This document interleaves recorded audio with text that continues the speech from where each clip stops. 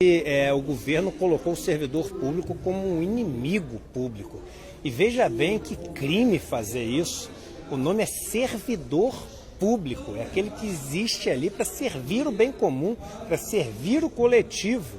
E a gente passou a ver o servidor público como aquele juiz que ganha R$200 mil e não vai trabalhar e etc., que é um caso isolado no meio de tantos, mesmo no meio judiciário, onde você tem pessoas que dedicam uma vida inteira para passar por situações absolutamente duras, difíceis e etc. E a gente pega, não, aquele exemplo. A gente, quando fala em servidor público, não pensa no professor que ganha R$2 mil para trabalhar numa zona de guerra e ensinar aquelas crianças que muitas vezes perderam os pais para o tráfico e a única esperança que eles têm é ter aquela educação deles. A gente não pensa nas enfermeiras que trabalham em condições subhumanas para tentar salvar vidas. Por que a gente não pensa nessas pessoas? Por causa de uma propaganda que existe, tentando diminuir o tamanho do Estado. Só que tem dois problemas de você diminuir sem propósitos, de você diminuir sem um plano, de você diminuir com mentiras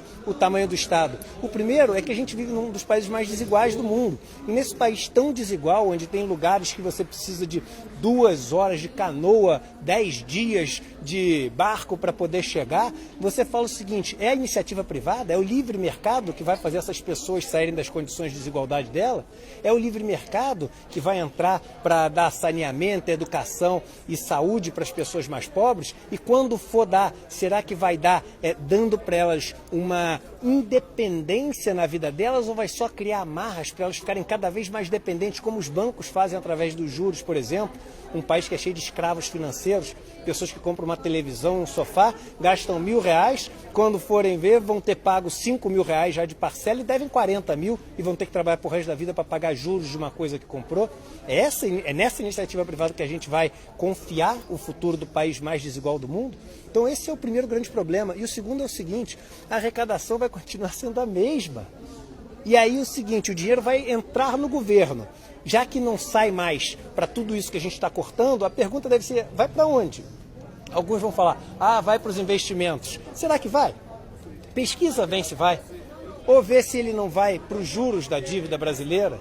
Se você somar o que a gente tem de custo de juros da dívida pública federal brasileira, mais as amortizações, é R$1 trilhão por ano. Porque não é só os juros, é o quanto você tem que pagar de dívida que está vencendo. R$1 trilhão por ano, que vai parar na mão de pessoas muito ricas, e essas pessoas muito ricas fazem o que com esse dinheiro? Compram mais dívida, para aumentar essa bola de neve e fazer com que esse sistema cada vez sugue mais o dinheiro, que principalmente vem dos impostos pagos pelos pobres, que são os impostos sobre consumo no Brasil. E lembrando, servidores públicos são 12 milhões no Brasil e que dividem um bolo de pouco mais de 700 bilhões de reais. Estou incluindo tudo aqui: militares, civis, federais, municipais, estaduais. Eles dividem esse bolo de 700 bilhões, 12 milhões de pessoas. As 200 famílias mais ricas do Brasil, está na Forbes na última edição, elas no ano passado aumentaram a fortuna em 230 bilhões de reais. Um grupo que é 60 mil vezes menor em tamanho e que ganhou 3 vezes menos só. Quem são os verdadeiros vilões do Brasil? Então, ao invés de demonizar o serviço público, vamos voltar a acreditar que o serviço público pode fazer desse país verdadeiramente uma nação com oportunidades mais iguais. Cobrar sim eficiência, cobrar sim a modernidade do serviço público, cobrar sim o serviço de qualidade. As pessoas já são de muita qualidade, mesmo quem critica o serviço público fala nos relatórios que, olha, a qualidade deles é maior do que da iniciativa privada. Mas, além de cobrar tudo isso, vamos valorizar. Porque são eles aqueles que não têm as amarras do mercado, que tudo que tem que ser feito tem que ter a justificativa do lucro, que podem fazer desse país uma nação.